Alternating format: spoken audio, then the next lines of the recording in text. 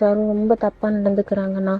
அதை நான் எங்கள் சீனியர் அக்காட்ட போய் சொல்லும்போது அந்த அக்கா இருந்துட்டு, இந்த மாதிரி 7th ஸ்டாண்டர்ட் படிக்கும்போது ஒரு சீலை பிரச்சனை போச்சுல்ல, அந்த அண்ணாங்கிட்டயே இதை போய் சொல்ல, அந்த அண்ணன் தீர்வு கொடுத்துருவாரு அப்படின்னு சொன்னாங்க. அதனால தான் நான் எங்கள் ஸ்கூலில் விசாரிச்சு உங்கள் நம்பரை வாங்கி நான் உங்களுக்கு இந்த வாய்ஸ் மெசேஜ் போட்டு விடுறேன்னா. எங்கள் மியூசிக் சார் செல்வராஜன் நான் அவர் பேர். அவர் வந்துட்டு டான்ஸ் ஆடும்போது நீ ஸ்டெப் இந்த மாதிரி போடாதம்மா, அந்த மாதிரி போடு அப்படி சொல்லி இடுப்பு பிடிச்சி இப்படி பண்ணுறது அப்படி பண்ணுறதும் பண்ணிகிட்டே இருக்காருண்ணா. நான் 7th ஸ்டாண்டர்டே அந்த ஸ்கூலுக்கு போய் சேர்ந்துட்டேன்.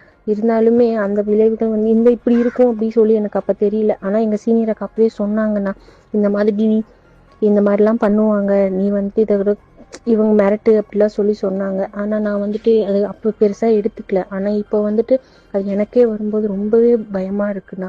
அதுவும் இல்லாமல் எங்கள் மியூசிக் சார் இப்படி பண்ணுறாரு அப்படின்னு சொல்லி நாங்கள் யார்கிட்டையும் போய் சொல்லவும் முடியாது. ஏன்னா எங்கள் பாட்னி சார் பாலுன்னு சொல்லிட்டு ஒருத்தர் இருக்கார்.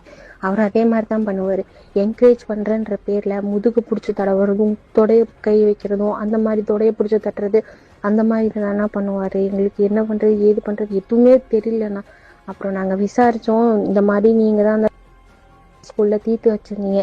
அப்போ நான் அந்த ஸ்கூலில் தான் படித்தேன். இதே மாதிரி இந்த பிரச்சனையும் கொஞ்சம் தீர்த்து வச்சுருங்கன்னா நான் வந்து உங்களை என் அண்ணனா நினச்சி இதை சொல்கிறேன். இந்த பிரச்சனையை நீங்கள் தான் கண்டிப்பாக தீர்த்து வைக்கணும்னா, எங்களுக்கு வேறு வழியே தெரியல. தான் கண்டிப்பாக இந்த பிரச்சனையை தீர்த்து வைக்கணும். என் ஃப்ரெண்ட்ஸ் எல்லாத்துக்குமே தெரியும் இந்த மாதிரி பாட்னி சாருக்கும் மேம்க்கும் வந்துட்டு ஒரு கனெக்ஷன் இருக்குது அப்படின்றது வந்து எங்கள் ஃப்ரெண்ட்ஸ் எல்லாத்துக்குமே தெரியும்.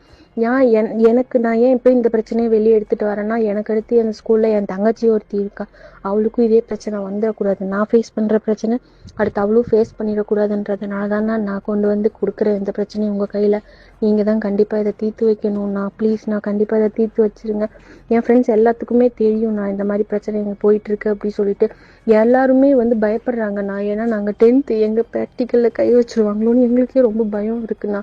அதனால நீங்கள் எங்களுக்கு எந்த பிரச்சனையும் வராத அளவுக்கு நீங்கள் இந்த பிரச்சனையை தீர்த்து கொடுங்கண்ணா ப்ளீஸ்.